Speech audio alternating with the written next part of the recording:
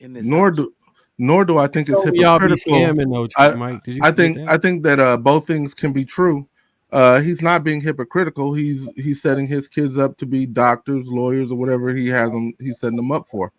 But that doesn't mean that the kid that goes to the same school, maybe even in the same taekwondo class, might just be a carpenter and all he needs is the trade. Yep. That's not hypocritical. Two things can be true at the exact same time. And I think that's the point that Trigger Mike was making earlier.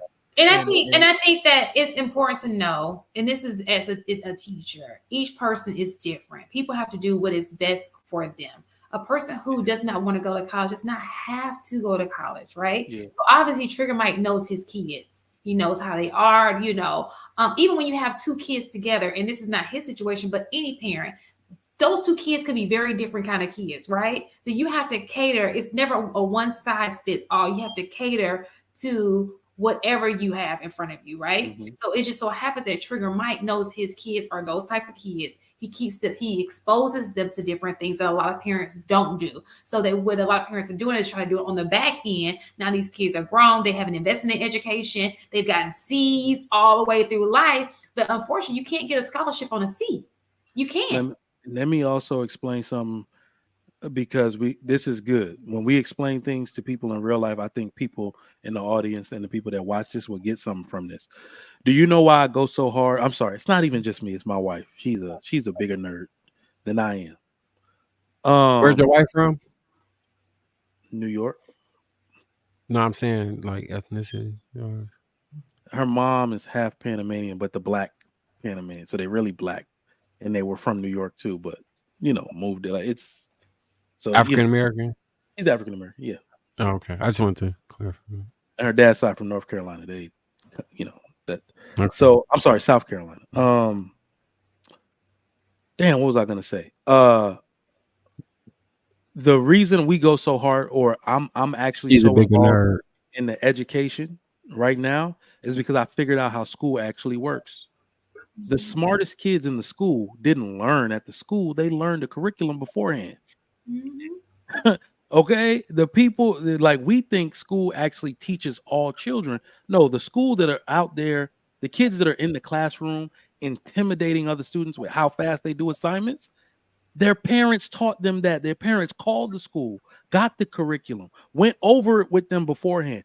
The whole time, the whole time we thinking these kids are just naturally smarter than us. No, somebody took the time to go over the entire curriculum with them. All right. They didn't let them stay on a tablet all night. They said, you're going to learn these fractions because you got a test coming up next month on it.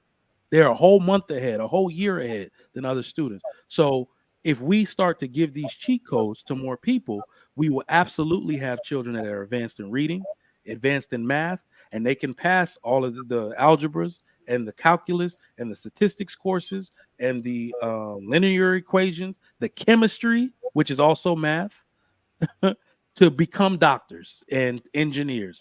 But without that foundation, math is going to scare them for the rest of their life. And that's what I'm dealing with in my college programs.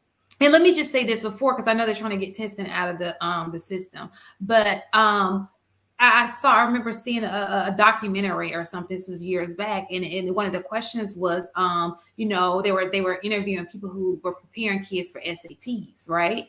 And the lady the lady who's over the program was saying, you'll be amazed. We get 8th graders, 7th graders who come in here because their parents are teaching them early on. They're coming in for tutorials to get them prepared for the SAT. We don't do that. Mm-hmm. They're paying for these classes so that their kids, by the time they get to 11th and 12th grade, they take that test over and over again. They're preparing them to be able to withstand such a lengthy test, to get through the questions, so they won't be tricked by whatever, and to be great test takers. But we don't do that. Exactly. Is it me or is Shan's cam kind of? I don't know. Listen, this is the Board of Education computer. We're not gonna talk about it because it was free. Let me just refresh. I've never seen this in my life. This is what I find ironic is that it's highlighting fuel. Sometimes you gotta show two of me. Like it's trying to show two of me, Can't just get one. Refresh. Let me see. We need to write. Sometimes two is better than one. Who is better Your than head one? at the bottom, but your titties on top.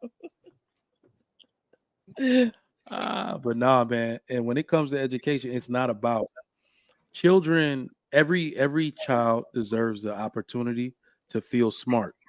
That is something that I've learned as an educator, and you can pull that out. I have pulled students out, but rarely do I do it. But I have pulled students out of my program, right, which is the associates and bachelor's program, and place them into something else with that's more hands-on, and then I'll hear from them 6 months later. Because when you look at data like I do, where people's grades are involved, you see trends.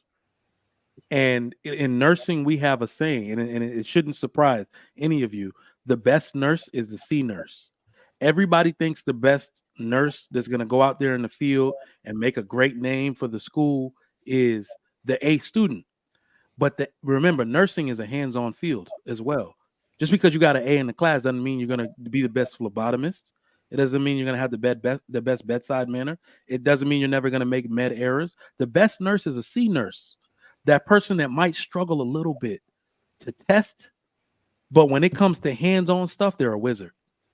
They're a freaking wizard, right? They know how to talk to people. They have a good charisma to them when they talk to patients. They get less patient complaints, stuff like that. You see what I'm saying? So that we can place our children who didn't have the greatest upbringing to be book smart, as we call it. They can still go out here and amaze the world and lead. This, I believe, that's most salespeople. And I don't know how true this is, but they say C students are the most millionaires. Yeah, because exactly. They do say that. A students end up working for the government. B students do all the other jobs, but C students, we think they're not smart, but what they were rebellious against structure. They do not like learning anything they're not interested in. They get bored very easy. Absolutely. That happened to me. But let me just emphasize this. Those C students that you are talking about are also because they just, like you said, they can do it. They just are bored of it. It's not what they want to do, right? This is not the C student who, when I say C student, I'm really talking about the D student, okay? I'm just being nice here. So I know what you're saying. Like maybe they have the personality of go-getter, but it's just like, I ain't trying to do that. I'm trying to do this. And they work extra hard. They have the ambition. It's a mentality they have. I completely agree with that. So, but that's not the same as the kid who really got a D or E and the teacher pushed them up to a C because of No Child Left Behind. So we got to be careful. They need to get rid of that shit, boy. Don't they? That is what's making education leave their ass behind. Because a consequence. If you don't have a consequence, you're gonna keep doing what you're gonna keep. But you remember when I said every child needs a chance to feel smart. When they had trades in the school, that's what most of the boys were doing through high school. That's true. We did. Like every child, like this child that can't really pass tests and all of this, look at what you're doing to their self-esteem and their character. They're going to think that they're not as valuable because they score. They have poor scores in their peers on tests. When you can put them in wood shop, you can put them in the mechanic shop, the electrician shop, teach them a trade, teach them how stuff works, take them out in the field, do the work, even have them graduate early so they graduate early so they can start working early. They when I was in high school, what was it? I'm from Virginia, so they had an apprenticeship for 14-year-olds at the Norfolk Naval Shipyard in Portsmouth, Virginia. Those boys from the high school that went to work there from the apprenticeship, they still work there till this day. That's 20-something years of work experience. Some of them went all the way up to engineer. They learned on hands-on and then learned the math of it and went all the way up to the engineering part of it. Make it 6 figures. So